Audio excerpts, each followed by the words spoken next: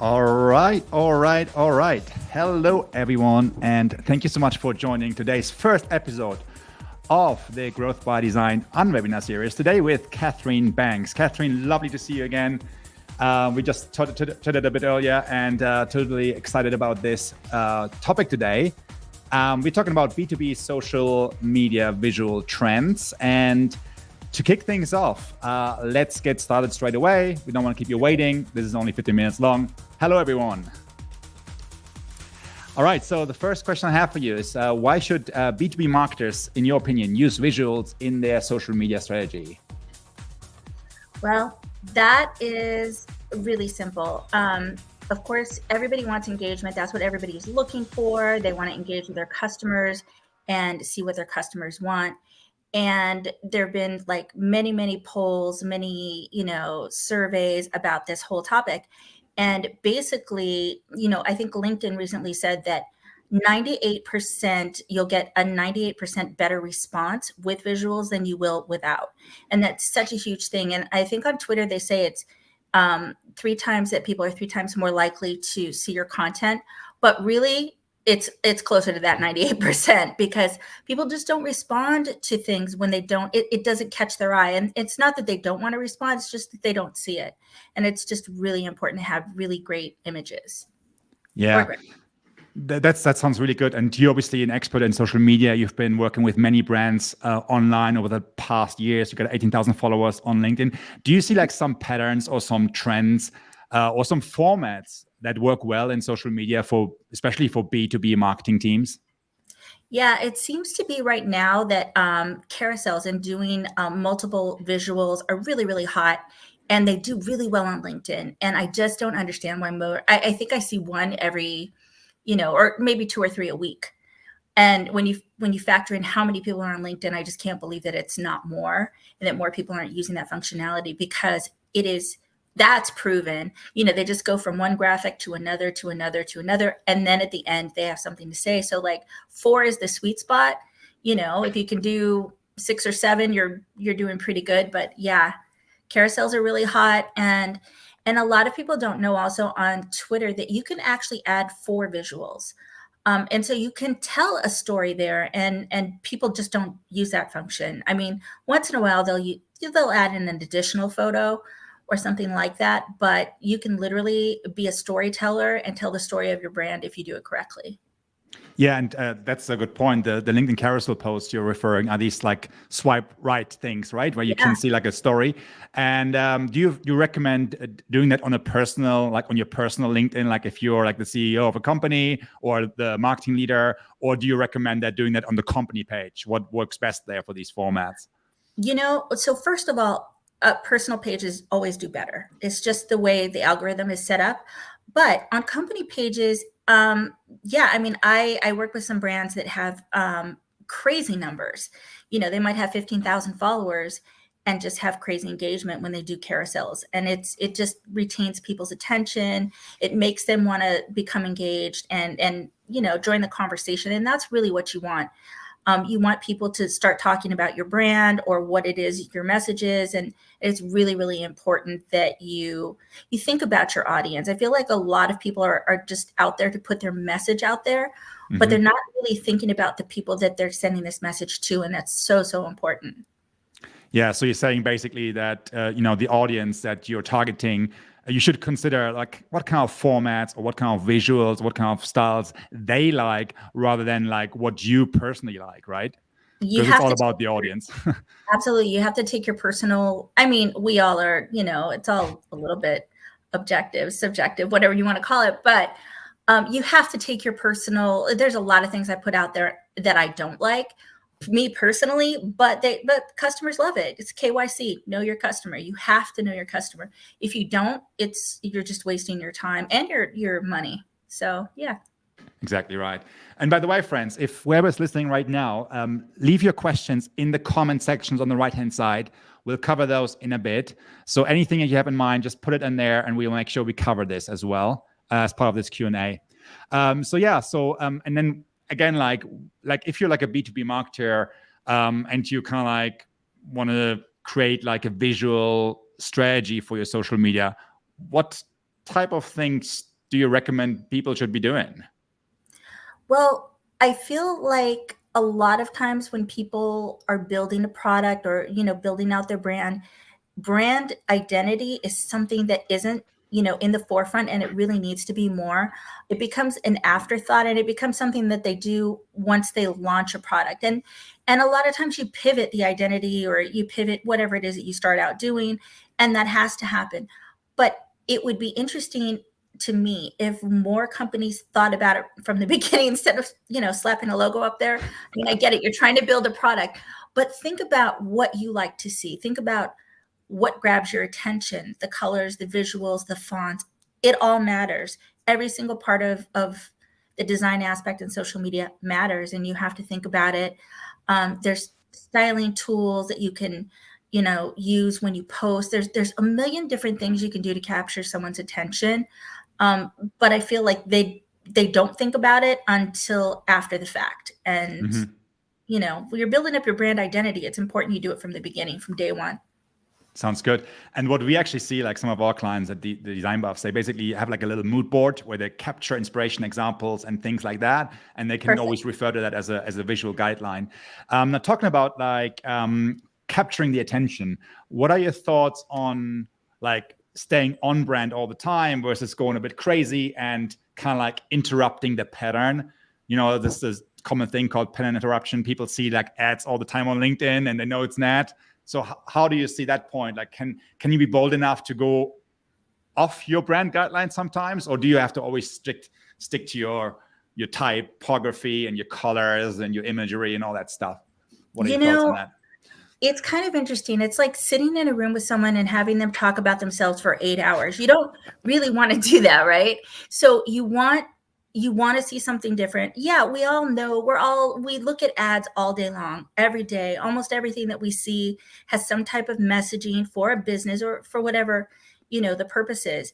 So it's nice once in a while, if you want to establish your business, if you want to be a thought leader in the industry, share what's happening in the industry in addition to your own news. So yeah, definitely go off the grid, share what's happening. It doesn't have to be your competitor, but you can share industry news or something different in order to break up that whole, whatever color theme.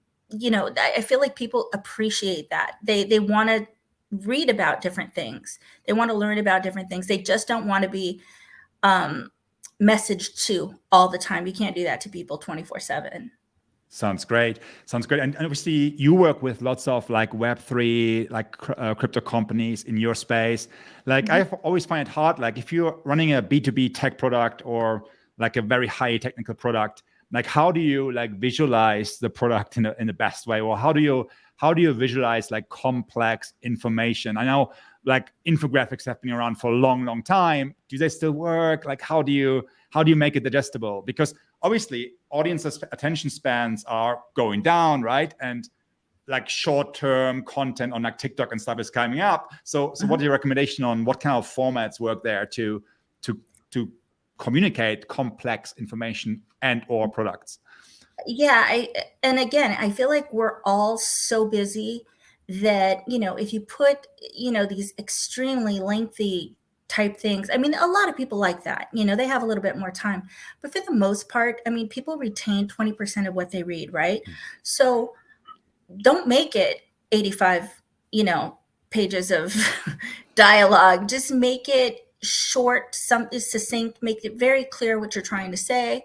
And they're going to retain a little bit more of it. We're all in a hurry. We're all scrolling. We're constantly all like this.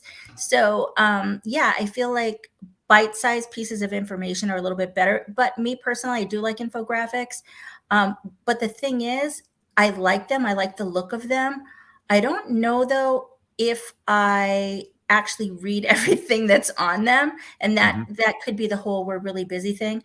But a carousel, I'm more likely to scroll because it's just what we're doing. It's what we're all doing. I'm more likely to scroll to the right or left or whatever, than I am to look at something really long like that with a lot of info.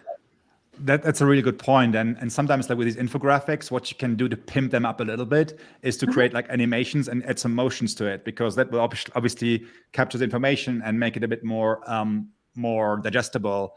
and easier to Yes. consume rather than reading through it, because no one wants to read anymore, right? It's like you get this like short attention span, you're scanning things through, and you don't want to be like reading paragraph by paragraph or visual by visual. That's Yeah. really good insight. Yeah, that's definitely good though. If there's a little bit of motion in graphics, I feel like that apps I use it all the time. It just breaks up the monotony of looking at a static ad, and it really works. They do very well. Sounds good. Now, some of the B2B marketers are not necessarily designers themselves. Like, what kind of like design principles do you recommend people should keep in mind when they're creating visuals for their social media? Well, a common mistake, the most common mistake is creating visuals or not creating visuals for all the different platforms. The platforms don't have a standard size. They're all different. And unfortunately, it means that you need to create something separate for LinkedIn, for Instagram stories, for Instagram posts, for Facebook. Nothing is standardized. So that I think it's a relatively easy thing to do. If you're knocking out one, just knock out 4 or 5 for each platform and make sure that people see it in the way that they should visualize it, the way it's meant to be seen, not cut off, not half, not missing half the ad, the messaging, whatever. And I see that all the time. Yeah. And that's really good. You as a social media marketer, like out of interest, where do you go for inspiration? If you're looking for like creating some briefs for your designs, or maybe doing them yourselves, like where do you go for inspiration? First of all, I read about marketing first thing when I wake up. I know it's the most boring thing about me, but I read because it changes every day. Literally, there's new stuff happening every day. Things are getting updated. So I pretty much go on social media for inspiration. I want to see what other people are doing. And if you're working for a brand like a Web3 brand, there's plenty out there. If you're working with a metaverse brand, there's like plenty of metaverses you can like look at and see what they're doing, and you can see what's working, what's not working. If you follow their Twitter feed, you can see who's responding to it and who's not. And that is, I follow social media trends, and I actually post that way as well.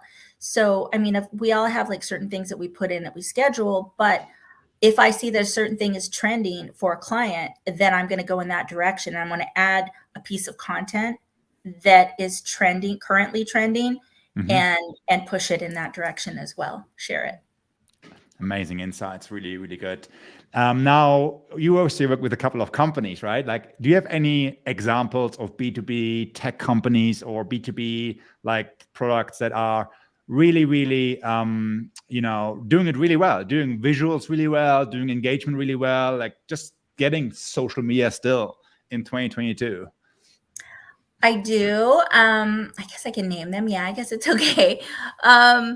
One company that I think is doing it really well and is a really great marketing tool as well is Sequel.io. Their graphics are unbelievable. They've got it all down as far as branding. I really, really love it. It's very eye-catching to me. It was eye-catching to me before I even knew before I even met them. So it's, it catches me all the time. And another one in Web3 is that I think does a really good job is Howborn. They are on point with their colors. It's black and it's like this electric lime green, and everything it just works. It just works. Everything that they do, it just looks amazing, template wise, and they do a really, really great job. Is it halborn.com? Yes. Yeah. Yeah. Okay. It's a Web3 company. Yeah. It's just a blockchain security company. Amazing. Okay. Yeah. Perfect. I love those two right now. There's a few others that I think Grammarly just recently